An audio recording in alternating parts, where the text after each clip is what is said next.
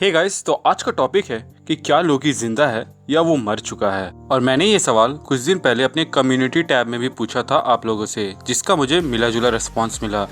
तो आज के इस वीडियो में मैं बताऊंगा कि मेरा मानना क्या है कि लोकी जिंदा है या नहीं। मुझे लगता है लोकी जिंदा हो भी सकता है, नहीं भी, और इसका रेशियो है 90:10%। 90% मुझे लगता है कि वो मर चुका है और 10% मुझे लगता है नहीं। तो शुरुआत करते हैं उन पॉइंट्स के साथ जिससे मुझे लगता है कि लोकी मर चुका है। पहला पॉइंट, थानोस ने कहा था कि नो रिजरेक्शन दिस टाइम। यहाँ पर दिस टाइम इस बात का इशारा है कि थानोस को मालूम है कि लोकी पहले भी मौत को चकमा दे चुका है, और ऐसा एक नहीं दो बार हुआ है, थॉर 1 में और थॉर 2 में। थॉर 1 के लास्ट में थानोस ने ही उसे बचाया था, इसीलिए वो उसका कहा मानता है और थानोस के लिए टेसरैक्ट क्यूब लाने जाता है, जिस पर एवेंजर्स मूवी आधारित है। वहीं थॉर 2 के एंड में जब लोकी ओडिन की गद्दी में बैठ जाता है तो इस बात का अंदाज़ा भी थानोस को रहता है, और इसीलिए वो एथरी से इन्फिनिटी गॉटलेट बनवाता है। थानोस लोकी के हर चाल के बारे में जानता है और इसीलिए वो एमसीयू का सबसे बेस्ट विलन है। दूसरा कारण कि क्यों मुझे लगता है लोकी मर चुका है वो है नॉर्स माइथोलॉजी। जिनको नहीं मालूम मैं उन्हें बता दूं कि थॉर, लोकी, ओडिन, एसगार्ड, मतलब थॉर से रिलेटेड जितने भी कैरेक्टर्स हैं वो सब के सब नॉर्स माइथोलॉजी से उठाए गए हैं। यहाँ पर उठाने से मतलब है कि इंस्पायर्ड है, और इसीलिए आप time to time Norse mythology के रेफरेंसेस हर थॉर मूवी या फिर जिसमें थॉर है उसमें देखेंगे। यहाँ तक कि रैग्नारॉक यानी कि एसगार्ड का अंत, जो कि हम लोगों ने थॉर रैग्नारॉक में देखा, वो भी नॉर्स माइथोलॉजी में था, और उसमें साफ साफ बताया गया है कि रैग्नारॉक के बाद हेमडाल और लोकी का मरना तय है। हेमडाल पहले मरता है और उसके बाद लोकी। ठीक वैसा ही एवेंजर्स इन्फिनिटी वॉर में भी हुआ। थॉर की लगभग मूवीज में हमें नॉर्स माइथोलॉजी के रेफरेंसेस मिलेंगे, जिसे मैं अपने फिर कभी किसी दूसरी वीडियो में बताऊंगा। अब आते हैं तीसरे पॉइंट की ओर, जिसमें मैं कोई फैक्ट्स, लॉजिक या फिर कोई रेफरेंसेस यूज नहीं करूंगा, बल्कि टॉम हिडलस्टन यानी कि जो लोकी का रोल निभाते हैं उनका एक इंटरव्यू के बारे में बताऊंगा। 2 मई 2018 को टॉम ने एम्पायर से बात करते वक्त उन्होंने बताया था कि लोकी की कहानी एमसीयू में कुछ और ही होने वाली थी।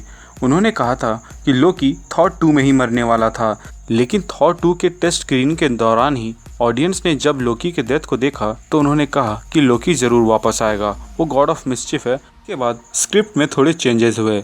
फिर आगे टॉम बताते हैं कि वो खुश हैं कि स्क्रिप्ट में चेंजेस हुए, वरना थॉर रैग्नारॉक में उन्हें बचाव बचाव वाला सीन देखने को नहीं मिलता।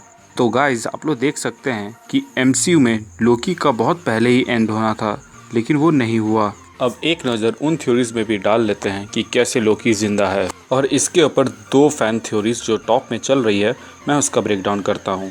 पहला ये कि वो राइटी है, लेकिन जब भी वो मरने की एक्टिंग करता है वो लेफ्ट हाथ से नाइफ निकालता है, जैसा कि थॉर 2 में हुआ था। लेकिन उसी मूवी में हम देखते हैं कि वो दोनों हाथ से बराबर लड़ता है।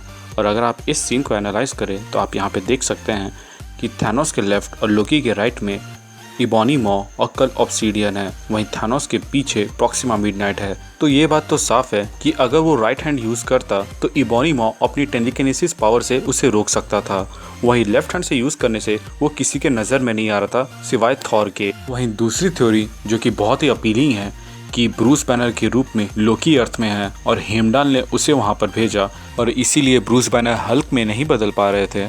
तो गाइज, एक चीज़ आप सोचिए कि जब वाकांडा में लड़ाई हो रही थी तो वो हल्क बस्टर आर्मर के अंदर थे, और वहाँ पर वो हल्क बनने की कोशिश क्यों करेंगे, जबकि वो सीन सिर्फ हमें दिखाई दे रही है, ना कि किसी और को।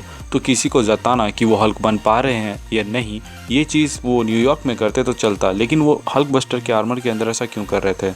प्लस टोनी के आर्मर का एक्सेस कोड सिर्फ कुछ ही लोगों के पास है, जिसमें से रोडी भी एक है, लेकिन रोडी सिर्फ और सिर्फ वॉर मशीन्स टाइप मॉडल्स को ही एक्सेस कर सकते हैं, ना कि बाकी आयरन मैन के आर्मर्स को। और क्योंकि ब्रूस बैनर ने ही मदद की थी टोनी की हल्क बस्टर को बनाने में, तो इसका मतलब साफ है कि उनके पास भी हल्क बस्टर आर्मर्स के एक्सेस कोड होंगे। और अगर आप ये सोच रहे हैं कि क्यों ब्रूस बैनर हल्क में नहीं बदल पाए, तो इसके लिए मैंने एक अलग से वीडियो बनाया है जिसमें मैंने डीपली हर चीज़ एक्सप्लेन किया है, तो आप उसे देख सकते हो, उसका लिंक आपको डिस्क्रिप्शन में मिल जाएगा। तो अब आप बोलिएगा कि जब मैंने लोकी के ज़िंदा होने के सबसे टॉप मोस्ट फैन थ्योरीज को नकार दिया, तो वो 10% का क्या हुआ जिसमें मैंने ये कहा कि मुझे लगता है कि वो ज़िंदा हो सकता है।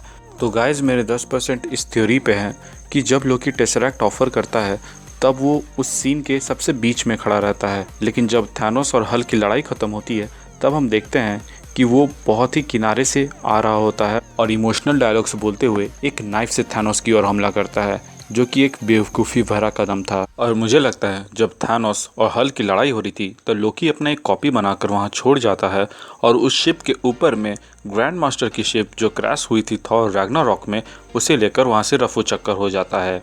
और अब आप बोलिएगा कि सामने डेथ सेंचुरी होते हुए वो उस शिप को लेकर वहाँ से कैसे जाएगा, तो इसका जवाब मैं बस इतना ही कहूँगा कि जैसे बाकी एसगार्डियंस और वैल्करी वहाँ से दूसरे शिप लेके चले गए थे। तो गाइज़, ये थे मेरे थॉट्स कि लोकी ज़िंदा है या नहीं। आप क्या सोचते हैं मुझे कमेंट बॉक्स में बताएं। और आगे आप किस चीज़ के ऊपर वीडियो देखना चाहते हैं, यानी कि मार्वल, डीसी या फिर किसी पर्टिकुलर टॉपिक्स पे, वो भी आप मुझे कमेंट बॉक्स के जरिए सजेस्ट कर सकते हैं। Thank you for watching, stay tuned.